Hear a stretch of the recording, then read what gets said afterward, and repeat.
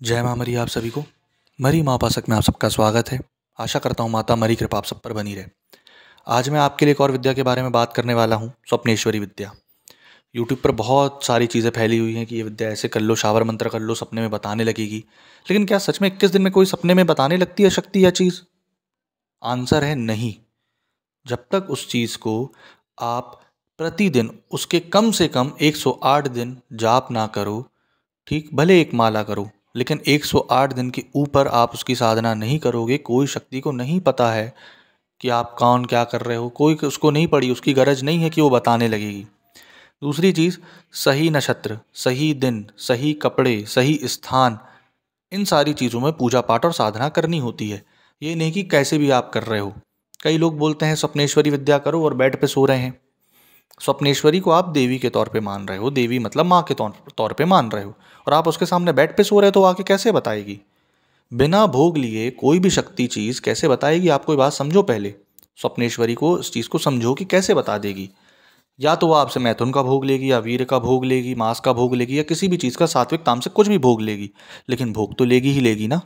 बिना भोग के बता देगी क्या?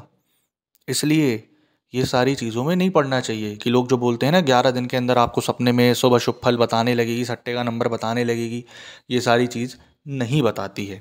अब आते हैं कि ये एक्चुअली क्या होती है।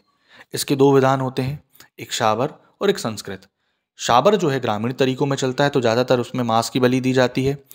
और शहरी तरीके जो हैं संस्कृत, उसमें सात्विक भोग, फूल माला, मिठाई, पान का बीड़ा, बताशे, लौंग, नारियल, नींबू, अगरबत्ती, ये सारी चीज़ों का भोग दिया जाता है। उसके बाद अब बताते हैं कि इसको करना क्या होता है। जब भी आप इस साधना को करेंगे तो कूम्ही, सफ़ेद चंपा या फिर लाल कनेर, ठीक, फिर से बोल दे रहा हूँ, कूम्ही, सफ़ेद चंपा या फिर लाल कन्हेर, इन तीनों में से किसी भी फूलों को 108 उसको रखेंगे आप।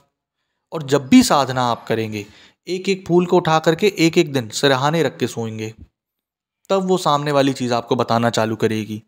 कारण क्या है इसका? क्योंकि कनेक्टिविटी बनानी पड़ती है।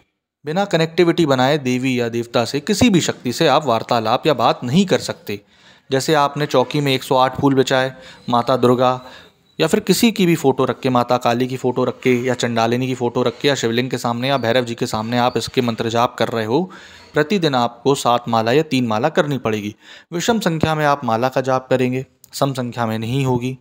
राजसिक तरीके की ये साधना जो होती है, उसके लिए अगर आप इसका संकल्प कर रहे हैं तो आपको पीला भोग लगेगा इसमें, ठीक। अगर आप तामसिक तरीके की कर रहे हैं तो आपको नॉर्मली मांस का भोग लगेगा।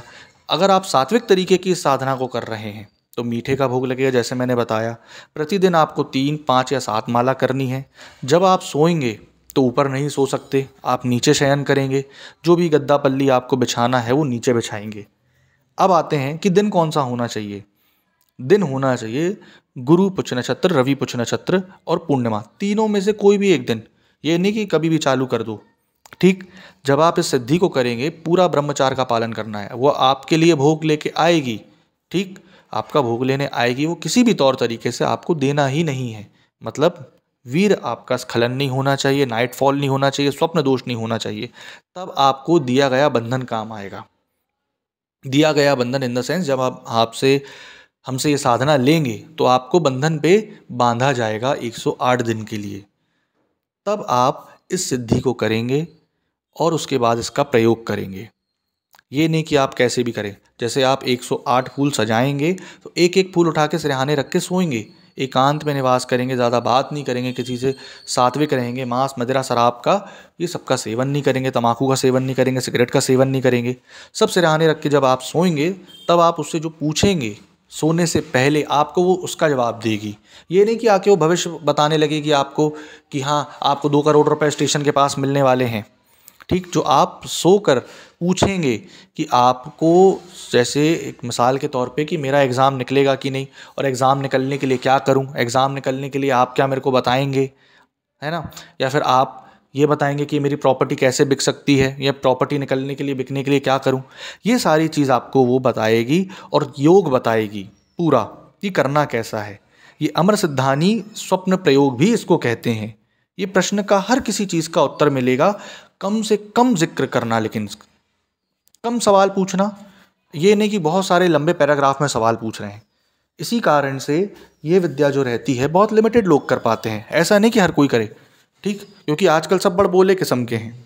इसलिए अगर आपको ये विद्या सीखनी है, अगर आप इस मंत्रों का जाप करना चाहते हैं, तो डिस्क्रिप्शन में मेरा नंबर डला हुआ है, आप उससे जाप संख्या, नंबर, हर चीज़, है ना, नंबर सट्टे का नहीं बोल रहा हूँ मैं, ठीक, अच्छे नंबर बोल रहा हूँ मैं, मार्क्स वगैरह ये सारी चीज़, कैसे करना है आगे काम, योग कब बनेगा, ये सारी चीज़ पूछ सकते हैं। स्वप्न में आप मंत्र पूछ सकते हैं, स्वप्न में बहुत सारे विद्याएं पूछ सकते हैं, स्वप्न में इतनी सारी कलाएं उनसे पूछ सकते हैं, बंजारी विद्या पूछ सकते हैं, गोड़नी विद्या पूछ सकते हैं, ग्रामीण विद्या पूछ सकते हैं।